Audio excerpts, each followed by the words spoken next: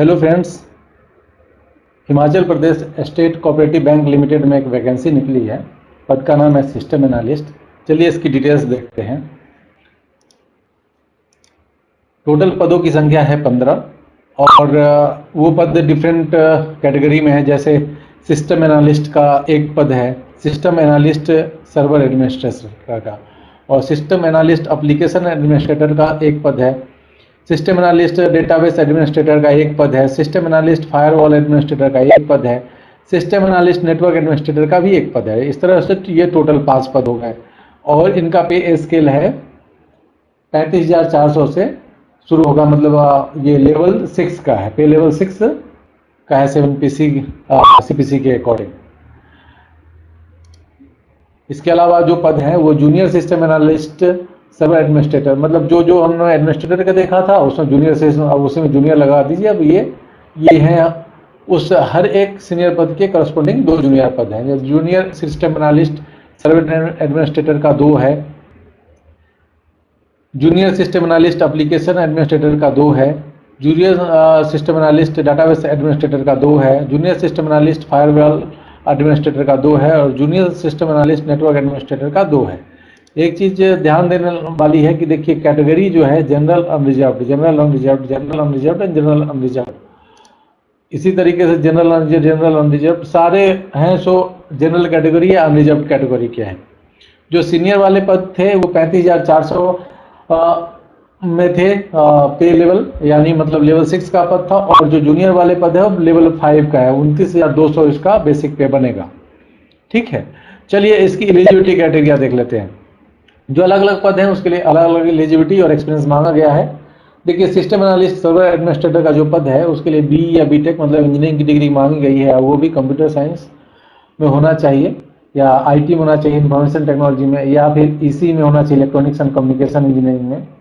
और इंजीनियरिंग नहीं है तो एमसीए होना चाहिए, रेगुलर कोर्स। ठीक है, और इसके साथ ही साथ 5 साल का एक्सपीरियंस चाहिए in the field of server administration. ठीक है,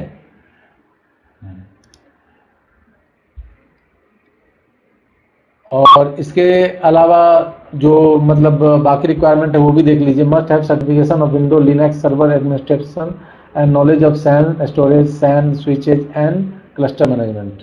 ओके, दूसरा जो पद है सिस्टम एनालिस्ट एप्लीकेशन एडमिनिस्ट्रेटर का, इसके लिए भी इंजीनियरिंग की डिग्री चाहिए, बीई बीटेक कंप्यूटर साइंस में चाहिए, या फिर आईटी में चाहिए, इंफॉर्मेशन टेक्नोलॉजी में, या फिर ईसी में चाहिए, इलेक्ट्रॉनिक्स एंड कम्युनिकेशन इंजीनियरिंग में, या फिर ऐसो एमसीए चाहिए।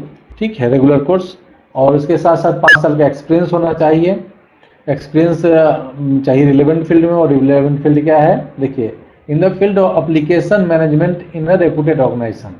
ठीक है, और वो एप्लीकेशन मैनेजमेंट में क्या क्या चीज़ चाहिए, लिनक्स और विंडो का, ये सब दिया गया है। आप डिटेल नोटिफिकेशन देख लीजिए, आपको पता चलेगा। अगला पद है सिस्टम एनालिस्ट डाटाबेस एडमिनिस्ट्रेटर का, इसके लिए भी इंजीनियरिंग की डिग्री चाहिए, वही कंप्यूटर साइंस आईटी या फिर इसी में या फिर एमसीए का डिग्री चाहिए। इसके अलावा 5 साल का एक्सपीरियंस चाहिए। रिलेवेंट फील्ड है in the field of database management in reputed organisation. बाकी उसकी डिटेल आप देख लीजिए।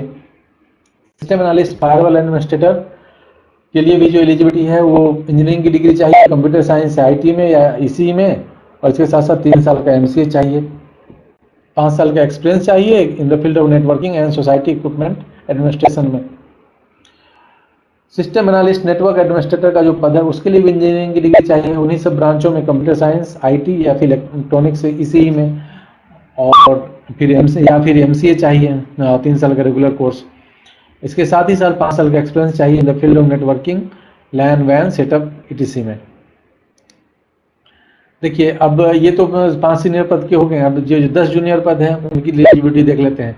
Junior system analyst server administrator का जो पद है उसके लिए इंजीनियरिंग की डिग्री चाहिए, बीटेक, कोई कंप्यूटर साइंस आईटी या फिर ईसी में चाहिए, या फिर एमसीए होना चाहिए, 3 साल का रेगुलर कोर्स। साथ ही साथ 2 साल का एक्सपीरियंस चाहिए in the field of server administrator, in the field of server administration in reputed organisation. Educational qualification same है, सीनियर पे भरिए या फिर जूनियर के लिए अप्लाई कीजिए, बस एक्सपीरियंस का अंतर है। सीनियर पद में 5 साल का एक्सपीरियंस मांगा गया है, जूनियर पद में 2 साल का एक्सपीरियंस मांगा गया है। Junior system analyst application administration का पद देख लीजिए, इसके लिए भी इंजीनियरिंग की डिग्री चाहिए, कंप्यूटर साइंस या आईटी में या इसी में, और साथ ही साथ 2 साल का एक्सपीरियंस चाहिए in the field of application management. ठीक है, चलिए अगला देख लेते हैं कि और इस पद के लिए क्या एलिजिबिलिटी चाहिए। Junior system analyst database administrator का पद है, उसके लिए इंजीनियरिंग की डिग्री चाहिए, कंप्यूटर साइंस आईटी या इसी में, या फिर एमसीए होना चाहिए 3 साल का रेगुलर कोर्स। इसके साथ साथ 2 साल का एक्सपीरियंस चाहिए in the field of database management. Junior system analyst firewall administrator का जो पद है उसके लिए भी इंजीनियरिंग की डिग्री चाहिए, कंप्यूटर साइंस आईटी या फिर इसी में। इसके अलावा अगर ये नहीं है डिग्री तो 3 साल का एमबीए है तो वो चलेगा, रेगुलर कोर्स होना चाहिए, और साथ ही साथ 2 साल का एक्सपीरियंस चाहिए in the field of networking and security equipment administration. Junior system analyst network administrator का जो पद है उसके लिए एलिजिबिलिटी क्राइटेरिया देख लेते हैं। उसके लिए भी इंजीनियरिंग की डिग्री चाहिए, कंप्यूटर साइंस में, आईटी में, या फिर इलेक्ट्रॉनिक्स एंड कम्युनिकेशन इंजीनियरिंग इसी में। अगर वो नहीं है तो एमसीए का डिग्री होना चाहिए, 3 साल का रेगुलर कोर्स, साथ ही साथ 2 साल का एक्सपीरियंस होना चाहिए in the field of networking of वैन LAN setup router and switch administration ETC. एक बात ध्यान रखिए, ये जो एक्सपीरियंस है ना उस सभी लोगों के लिए है, ये नहीं कि इंजीनियरिंग वालों के लिए नहीं है और एमसीए वालों के लिए है। आप लोग एक बार ध्यान से पढ़िएगा इसको, कई बार लोग कंफ्यूज हो जाते हैं कि सर नीचे दिया हुआ है मतलब एमसीए वालों के लिए ये है एलिजिबल है, हम लोग के लिए नहीं, ऐसा नहीं है।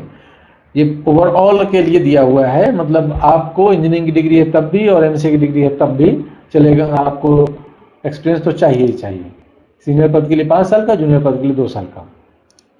एज देख लेते हैं, देखिए 18 से 45 साल का एज है, ठीक है, मतलब मिनिमम 18 साल और 45 साल मैक्सिमम है। इसके अलावा as per norms age relaxation दिया गया है। For HP government employ age relaxation will be as per government's instructions issued from time to time. जैसे हर स्टेट गवर्नमेंट अपने एम्प्लॉय को कुछ ना कुछ रिबेट देती है, जैसे सेंट्रल गवर्नमेंट भी अपने सेंट्रल गवर्नमेंट के यूपीएससी की कई बार फॉर्म निकलती है, ऐसी फॉर्म जिसमें वो देते हैं कि सेंट्रल गवर्नमेंट के जो एम्प्लॉई हैं या यूपीज के जो रेगुलर एम्प्लॉई है उनको अप टू 5 ईयर्स का एज रिलैक्सेशन दिया जाएगा। तो वैसे ही एचपी के जो एम्प्लॉई है उनको गवर्नमेंट का नॉर्म से उसके अकॉर्डिंग एज रिलैक्सेशन दिया जाएगा। ठीक है, चलिए एप्लीकेशन फ़ी क्या होगी देख लेते हैं। Male candidate of general category उसका 1000 है, और male candidate of SC ST OBC EWS BPL physically disabled categories of Himachal Pradesh उनको 800 है। ठीक है, फीमेल कैंडिडेट किसी भी कैटेगरी की है तो उनको 800 है। मतलब ये है कि जनरल कैंडिडेट को 1000 का फी देना है, जनरल मेल कैंडिडेट को, ठीक है, और बाकी जितने रिजर्व कैटेगरी के कैंडिडेट हैं उनको 800 फी देना है, और फीमेल कैंडिडेट हैं जो जनरल कैटेगरी उनको भी 800 फीस देना है। ठीक है, मतलब जनरल कैटेगरी के कैंडिडेट अगर फीमेल है तो उसको 800 देना है। सैलरी देख लेते हैं कि सैलरी क्या है।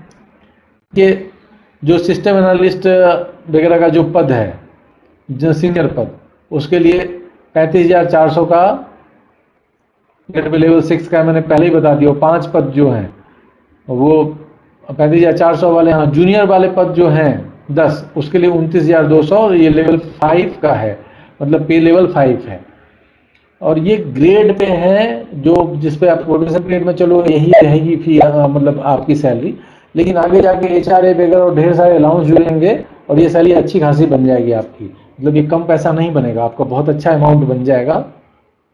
इनिशियली तो प्रोफेशनल ग्रेड में ही रहता है, लेकिन उसके बाद आपको एचआरए मिलेगा, डीए टीए ढेर सारे अलाउंसेस मिलते हैं। चलिए सिलेक्शन प्रोसेस देख लेते हैं। इसके लिए एग्जाम होगा, ठीक है, और एग्जाम में जो पास होंगे उनका इंटरव्यू होगा। ठीक है, 170 नंबर का है सो ऑनलाइन एग्जाम होगा और 30 नंबर का इंटरव्यू होगा, तो टोटल 200 नंबर हुए, और इन 200 नंबर से फाइनल मेरिट लिस्ट बनेगा। चलिए ऑनलाइन जो एग्जाम होगा उसकी डिटेल्स देख लेते हैं क्या क्या उसमें आएगा। उसमें 4 सेक्शन रहेंगे, इंग्लिश, रीजनिंग, क्वांटिटेटिव और प्रोफेशनल नॉलेज। जैसे बैंक का जनरली रहता है बीपीएससी, आप देखिएगा वही सेक्शन है। जीके रहता है, क्वांट रहता है, रीजनिंग रहता है और इंग्लिश रहता है, वही है यहाँ पे। और चूंकि IBPS के वेबसाइट पे ही अप्लाई के लिए था, तो समझ लीजिए IBPS का जो मतलब सिलेबस वगैरह है, पैटर्न वगैरह है, ज़्यादातर वही फॉलो होगा। चलिए, इंग्लिश से 20 क्वेश्चन रहेगा, 20 मार्क्स रहेगा और 20 मिनट मिलेगा। ठीक है, हर क्वेश्चन पर 1 मिनट। रीजनिंग का 20 क्वेश्चन 20 मार्क्स 20 मिनट, क्वांट का 20 क्वेश्चन 20 मार्क्स 20 मिनट, और जी का 55 क्वेश्चन 110 मार्क्स और 60 मिनट। ठीक है, मतलब है कि जीके का जो क्वेश्चन है वो बहुत इंपॉर्टेंट हो गया इस एग्जाम के लिए।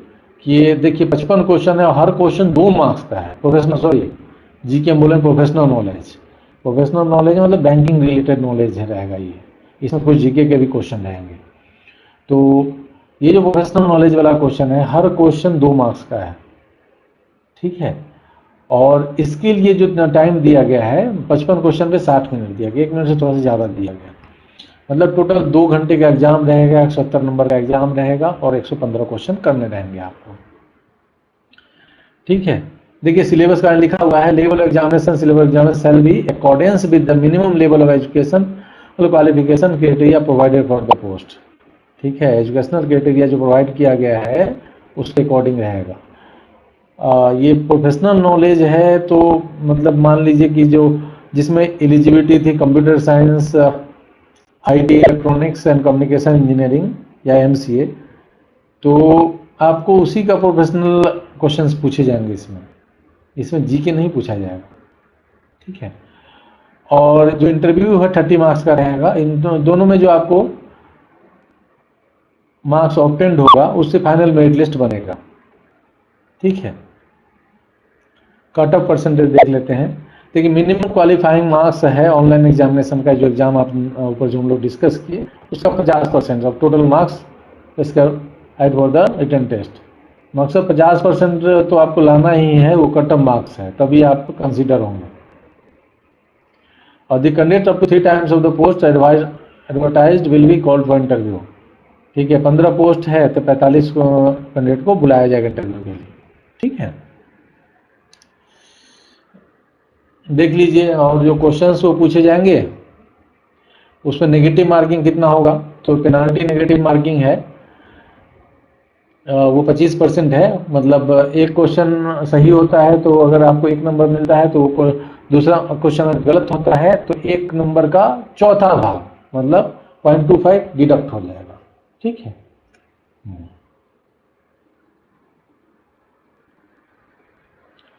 चलिए आगे देख लेते हैं। अगर आप अप्लाई करना चाहते हैं इस पद के लिए, तो ऑनलाइन अप्लाई करने का लिंक आपको आपके स्क्रीन पे दिख रहा होगा। साथ ही साथ मैं यहाँ लिंक आपको इस वीडियो के डिस्क्रिप्शन में दे दूंगा। नोटिफिकेशन का लिंक भी आपको आपके स्क्रीन पे दिख रहा होगा। साथ ही साथ मैं लिंक आपको वीडियो के डिस्क्रिप्शन में दे दूंगा। सारे इंपॉर्टेंट डेट्स एंड डिटेल्स मैं आपको इस वीडियो के डिस्क्रिप्शन में दे दूंगा। चलिए इंपॉर्टेंट डेट्स देख लेते हैं। एप्लीकेशन शुरू हो जा रहा है 22 मई 2025 से और लास्ट डेट है 11 जून 2025 तक आप अप्लाई कर सकते हैं। ठीक है, और जो एडमिट कार्ड जिसको बोलते हैं कॉल लेटर एग्जाम से पहले, वो अब 7 दिन जब बचा रहेगा एग्जाम का तो आप डाउनलोड कर पाएंगे। और एग्जाम का डेट कब है भाई, तो ये बताएंगे, ये इनके वेबसाइट पे डिक्लेयर किया जाएगा लेटर, तो वो बताएंगे, तो आपको पता चलेगा कि कब है एग्जाम। ठीक है, देखिए अगर आप एलिजिबल हैं इस पद के लिए तो इसके लिए बिल्कुल भी वेट ना करें, जल्दी अप्लाई करें, पहली बात। और दूसरी बात कि आपको लग रहा है 15% कम है, लेकिन इंजीनियर्स के लिए बैंक में इतनी बड़ी अपॉर्चुनिटी मैंने बहुत कम देखी है, कम ही निकलती है इंजीनियर्स के लिए, जो स्पेसिफिकली एक ब्रांच के इंजीनियर के लिए निकले। जैसे कंप्यूटर साइंस वाले हैं, ये कंप्यूटर साइंस और EC वालों के लिए निकली है वैकेंसी, तो ऐसे कम वैकेंसी निकली है। 15 पोस्ट बढ़िया है, अच्छी जगह जॉब करने के लिए है रैंक का। और लोकेशन देख लो, हिमाचल का है, बढ़िया एकदम पहाड़ पर रहोगे, बढ़िया शांत एकदम अच्छा स्वस्थ हवा में, स्वस्थ वातावरण में। तो आप एलिजिबल हैं तो जल्दी अप्लाई करें, लास्ट डेट का इंतजार ना करें। आप सबको इस एग्ज़ाम के लिए ऑल द बेस्ट, धन्यवाद।